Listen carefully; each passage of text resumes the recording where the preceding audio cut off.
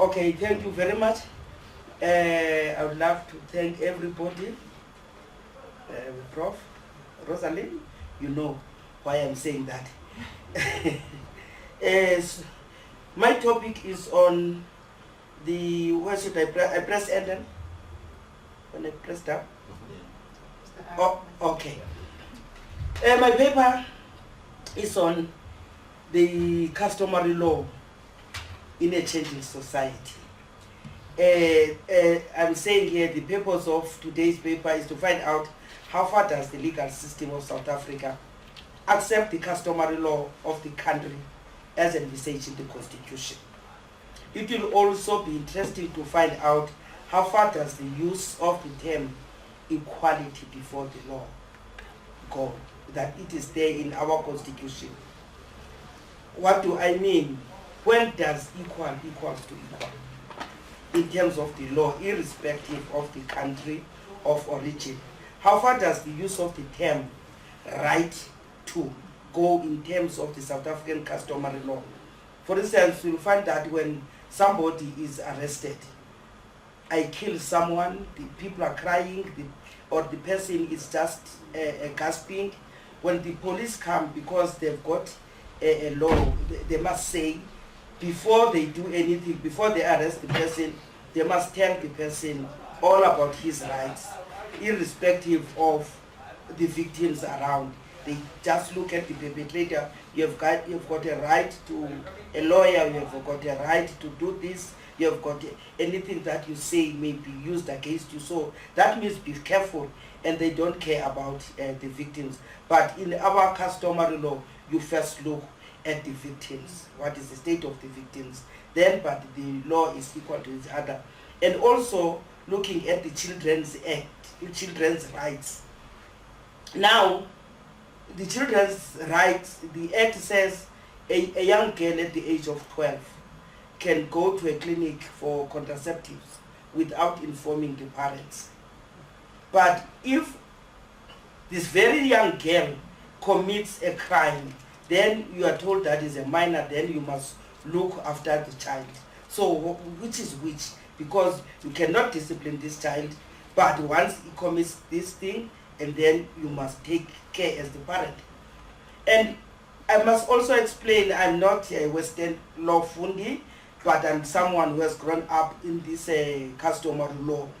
So my approach will be on fairness, the practicality and honesty in the application of the two legal systems, which are Western law as enshrined in the Constitution, and the South African customary law, which most of the people live in these days.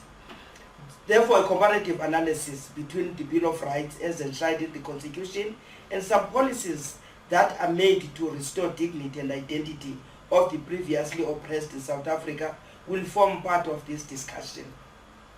I must also agree that our Constitution is one of the best, and there is Chapter 2 with the Bill of Rights. There are also Chapter 9 institutions, and specifically the Human Rights Commission, and what we call a commission with a long name, Promotion and Protection of the Rights of Cultural, Religious and Linguistic Communities. They are more relevant with the application of the customary law. We must also, now we look at the Constitution, in Chapter 12, there is a mention, it's just a paragraph about traditional leaders. So the traditional leaders, whom we believe are the custodians or supposed to be custodians of African culture.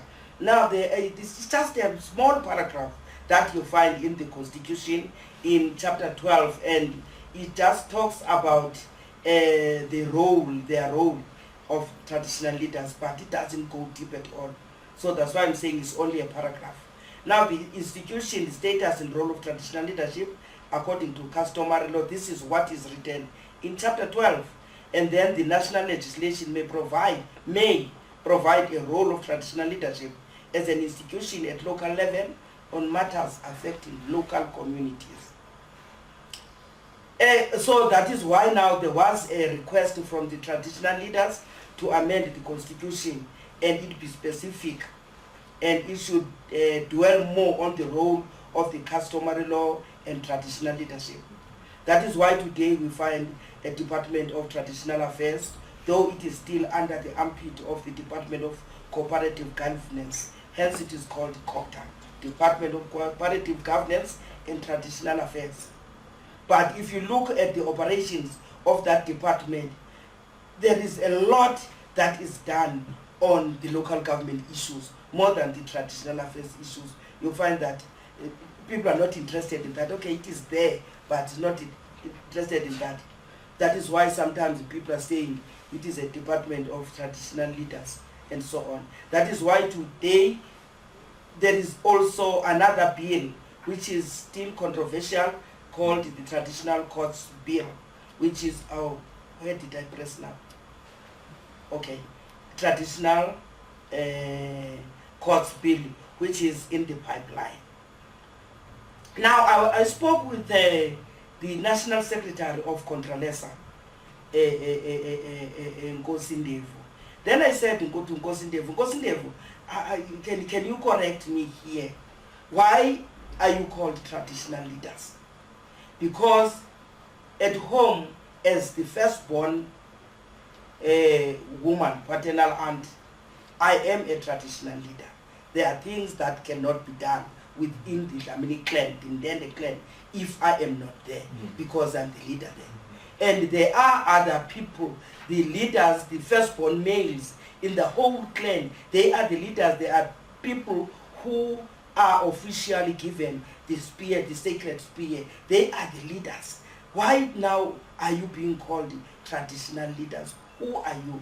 And Nkosindevu told me that this has been our discussion since the beginning of Contralesa, because we are saying, why are we not called by our own terms? Because I'm Nkosindevu, Hoshibali, and so on and so on and so on. So that is still a problem. Why are they called traditional leaders? Because you'll find that even healers are leaders in their own perspectives. So the term traditional leader is too vague to be used in the Constitution, more especially referring to our monarchs, to our royalties. And some people, because of their birthrights, that's why I'm saying, for instance, I'm a traditional leader. Now, if you look at the acts, how do they define traditional leaders? Traditional leaders means any person who, in terms of customary law or any other law, and then that is very vague, holds a position of a traditional ruling hierarchy. That is the recognition of Customary Marriages Act 120 of 1998. That's how it defines a traditional leader. But now, if you look at the Framework Act of 2003, Traditional Leadership and Governance Framework Act, it says traditional leaders means any person who, in terms of customary law of traditional community concerned, holds a traditional leadership position and is recognized in terms of this act. By the way, what is a traditional leader in this one, if now you find these definitions? So now if you look at, that's my view, though the term on itself has got no racial connotations, but its use in Africa today is wrapped up in racial and class divides. The reasons of my uncertainty is because I've never heard of Prince Charles, I don't know, I may be wrong, called a traditional leader at his own home, or the Prince of Morocco, of Paris, or the King of Morocco. They are just named after their titles, being classified as traditional leaders wherever they go. Yet they are the indigenous leaders of their respective traditions of the country. With them, the frequent title to define them is that of the royal blood. One has to ask himself or herself this question: is traditional synonymous with the indigenous black people of sub-Saharan Africa? Now, as even customary law, the Marriages Act defines it as customs and usages traditionally observed among the indigenous African peoples of South Africa, and which forms part of the culture and those people. Customary law. Is the Roman law not a customary law? Is the Dutch law not a customary law in its own place? Why now it refers to us only? This means that it is a complex entity that includes the social, legal, spiritual, and other aspects of the people living in a defined area. It has got its own rules and set of norms that govern that particular society. But now, the reason why now I brought up this topic is because in 2003, the parliament passed a law which is, thank you, called the Black Administration Act of 1927. And that act, it was saying that the government has got a right to put the chief that it feels is fine, and the one, and take out the one, kick out the one that the government, according to their standards, is not the right one. So then we find that there were people who were legitimate and they lost their birth rights, and there were people who were illegitimate and now they are calling themselves traditional leaders because they were put there by the colonial government. So wrong people became colonial chiefs. Now I'm making an example, for instance, of Tata Mandela.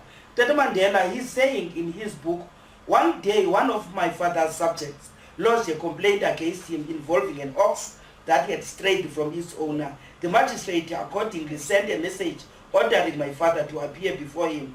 When my father received the summons, he sent back the following reply, and he is in Sakula, I will not come, and still getting for battle. And he further said, my father's response bespoke his belief that the magistrate had no legitimate power over him. When it came to tribal matters, he was guided not by the laws of the King of England, but by the table custom. This defiance was not fit of, I don't know that name, but a matter of principle. He was asserting his traditional prerogative as a chief and was challenging the authority of the magistrate. As a result, he was kicked out. That's how his father lost the chieftainship.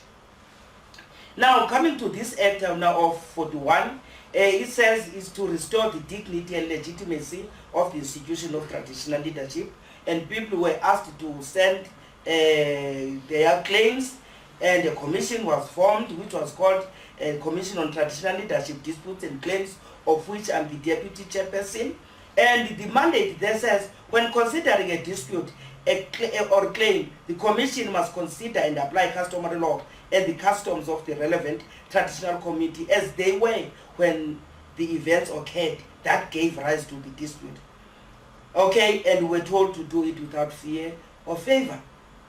And when we talk about an inkosi, now I'm using the term inkosi because of birthright, it's because of the area of jurisdiction, and any person must have people that he is leading. So whenever we're asking questions, a person must tell us about his genealogy. When was this lost? Because we were given 1st of September 1927. Now, and we discovered now that there's a problem, because if now, okay, we make recommendations, we don't make decisions. If it's kingship, the president. If it's other levels, is the premier of the province. And now we are using the customary law. For instance, the Ngena custom. The Ngena custom amongst Amambondo, if the chief dies and doesn't have a male issue, and then what happens?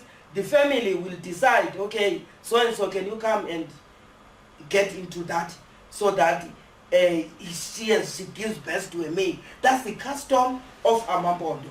Therefore, we must look at the custom then. Now you find that when the person takes us to court now the magistrate, this person was born 7 years when the father had died. No, that person is not the right one. Then there's a conflict now of the two laws. And then the status of the mother according to the custom.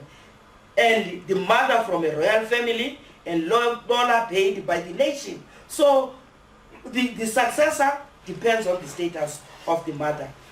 Now I'll briefly talk about the houses. The great house, the one whose mother is from the royal family. Right-hand house, Ikati to the great house. Ikati is a support house. So if in the great house there is no male issue, therefore they go for Ikati. And now you'll find that those two houses, the great house and the right-hand house, they cannot be at the same level.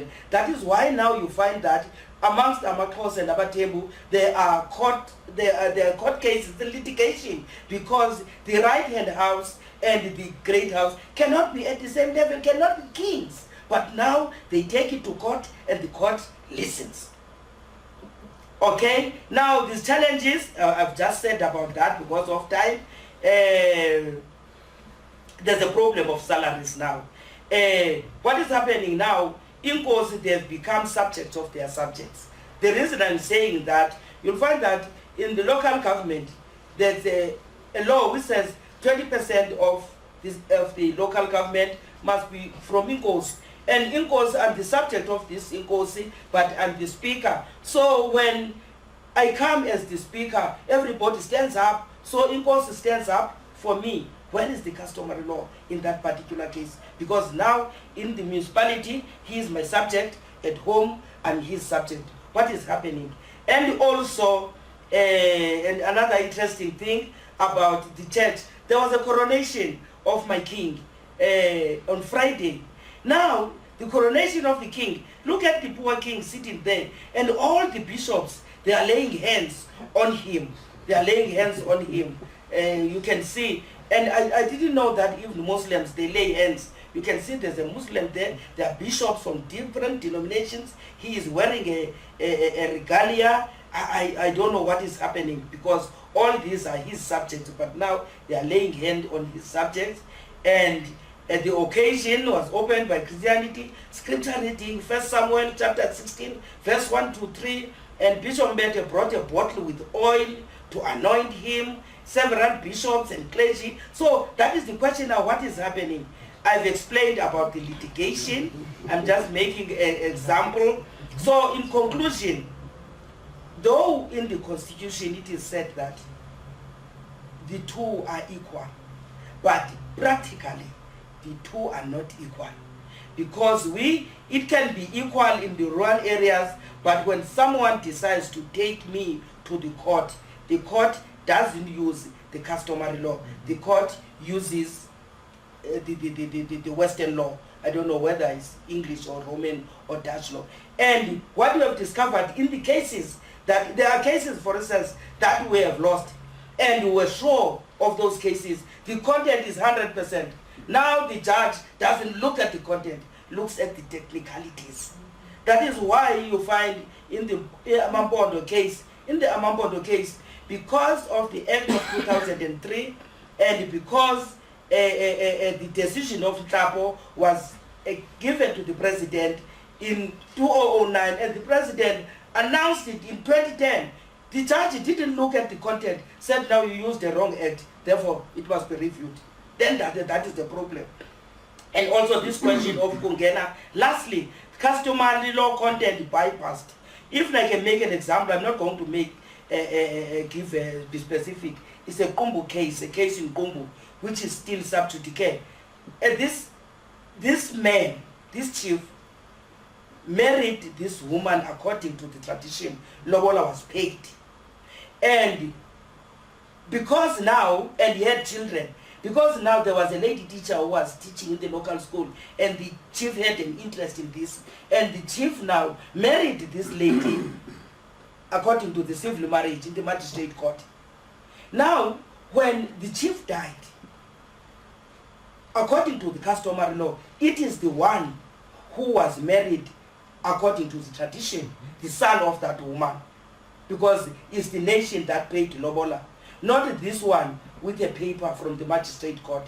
But the magistrate refused to make this one of the customary law to be an heir to this one. So now we are having that case.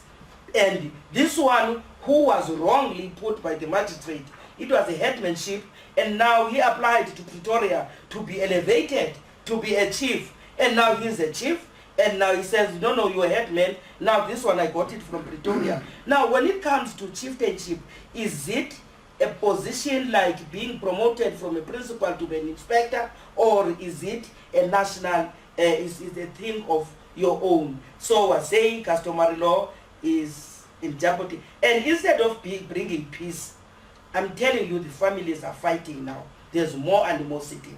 And traditional leadership may not be because one is born, it is because someone has been promoted, or some people went to World War I and World War II, so they were rewarded and they were given the position to be chiefs. Now, is that customary law? Where do we begin? Thank you so much.